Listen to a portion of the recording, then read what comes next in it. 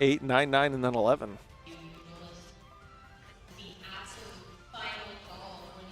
Shipping likely to elect to go first to try to pile up those cards and gain some advantage early on. Yeah, a deck that has starters like Ash that do so much on their own obviously will elect to go first whenever given the opportunity.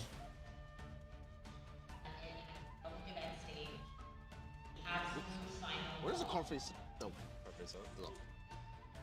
Looks like we have a terraforming that unfortunately was shuffled face up there, but that's all right. Just going to go ahead and flip that over and take a look here into the deck and grab Diabell Star. That's my fault. Yeah. Okay. Moving into Memphis. So we see 2 copies of the Black Witch now. Looks like also, yeah, Diabell Star, Snake Eyes. Rather, Snake Eyes Diabell Star. So Infinite Impermanence coming down to stop the Diabell Star, the Black Witch there, trying to get more resources there, kind of locking us into just the cards that we have, which appear to be Snake Eye, Poplar, and then the original Sinful Spoils. Yeah, unfortunately here for Sebastian, it looks like Shupeng actually naturally drew Original, which obviously stymies what Sebastian hoped would happen here, because if that Diabell Star resolved, all it would be doing would be setting another copy of Wanted. So luckily for Shupeng, he was able to bait out that Infinite Impermanence. Not to say that activating it there is incorrect. You basically always want an Infinite Impermanence, Mourner, Effect Veiler, etc. Diabell Star. Just so happens in this situation to have not lined up the way he wanted. No, as you mentioned earlier, all of these duelists are running so many different hand interactions because if you let this deck begin its combos, unfortunately, you may be staring down way too many cards to be able to fight back, even if you're running the same deck. So by stopping that, it would have been enough, but unfortunately that Poplar is still coming out on the field, and now we're going to go ahead and activate the Divine Temple of the Snake Eye there. So we've seen this line of play quite frequently over the course of the last handful of months. He puts Oak there into the Spell and Trap card zone. It's now going to allow him typically to turn one of these with that Oak into a Flamebird.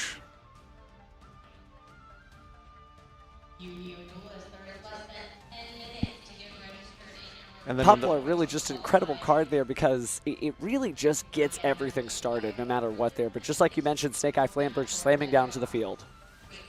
Yep, and now because we were able to put Oak into the Spell and Trap card zone, this is one of the ways that you can get access to it, because once Flamebird goes to the graveyard, of course, it'll be special summoned back to the field, and then you'll be able to use Oak's effect both by recurring some Snake Eyes, but then also being able to go back into the deck to search out another Snake Eye monster. So we've seen that line of play, that sort of triple level 1 monsters on the field situation quite frequently. Well, Sebastian either is holding on to any other outs he has, or is, well, maybe doesn't have any in his hand. The Infinite Permanence is the only thing he's activated so far. So Snake Eyes Diabell Star being added from the Poplar effect to the Spell and Trap zone as a continuous spell card. We see that utility of Relinquished Anima.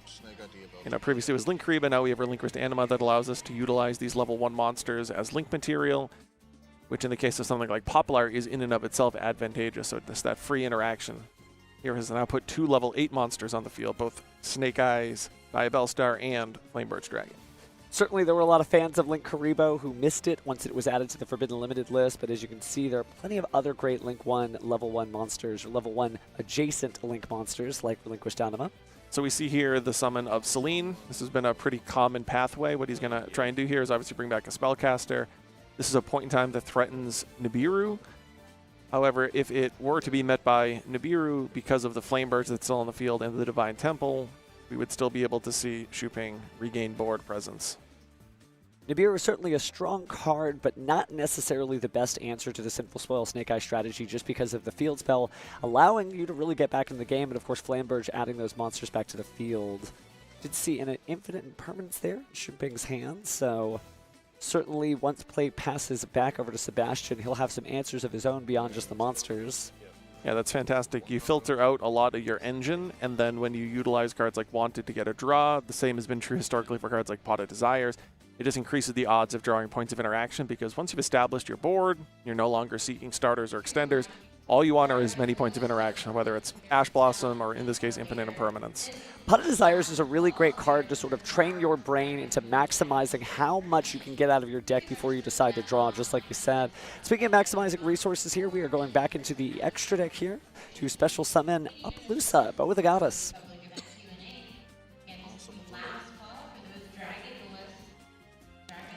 Yep, and now we're going to get the Oak out of the graveyard. Oak has yet to use its effect, so this is where we're going to fill the board up.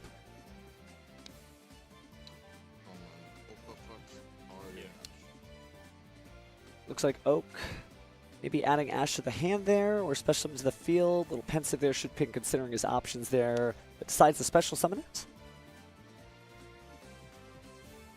Doing a little hand wave just to kind of double check to make sure Sebastian doesn't want to use something like Infinite Impermanence plus Nibiru, which is typically the way of getting around an Appaloosa. A strong card, but its effect can only be activated once per chain, so certainly a heads-up way to get out of it. Speaking of which, looks like we're going to have IP Masquerena join us, sending those 2 link materials to the graveyard in short order. Yep, these combos basically always have IP in some capacity. Should Ping not sure if Snake Idea Bellstar should be going to the graveyard, maybe playing out the turns in his head, but decides that is the way to go. So we'll go ahead and see the Promethean Princess, Bestower of Flames, at the board. A beautiful quarter-century secret rare. Ping is doing what basically all Snake Eyes players are doing that incorporate Diabellstar, specifically Snake Eyes Diabellstar into their deck, which is playing Hope Harbinger, Dragon, Titanic Galaxy.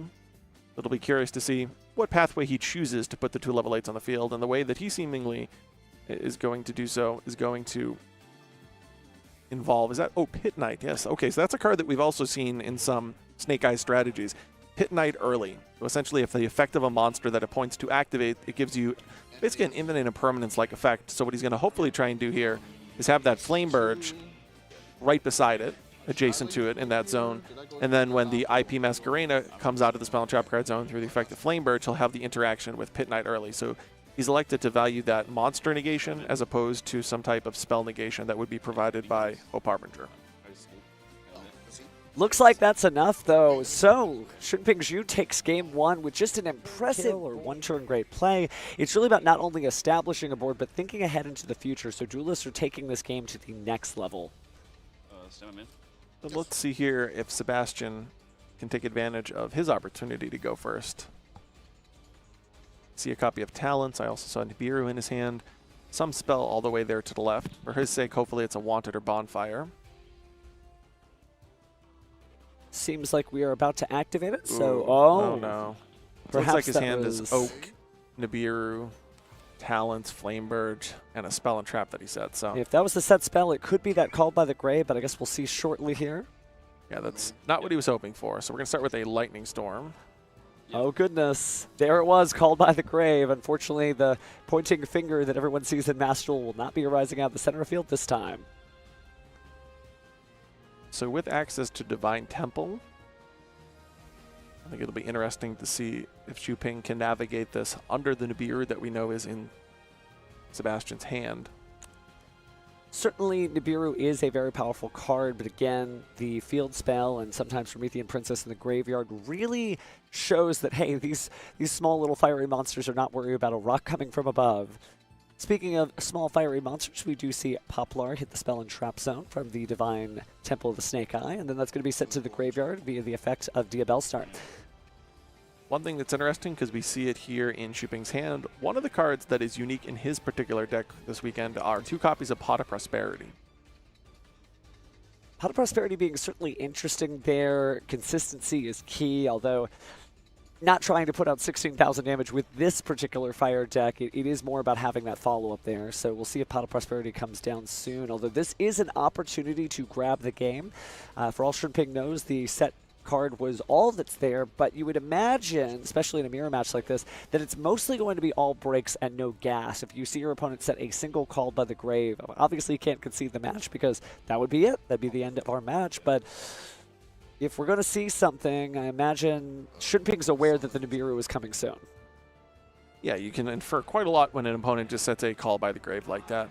One thing to say about Pot of Prosperity is we don't see it a lot in Snake Eye strategies. It does conflict with the draw of Wanted, which is typically one of the best benefits of the Snake Eye strategy. So you can see here that Chuping has really valued getting access to an engine as opposed to what happens when the engine's rolling really well.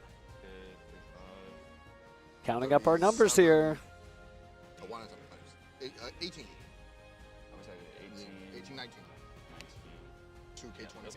Yep. And there's the handshake. Shunping very aware of the Nibiru, not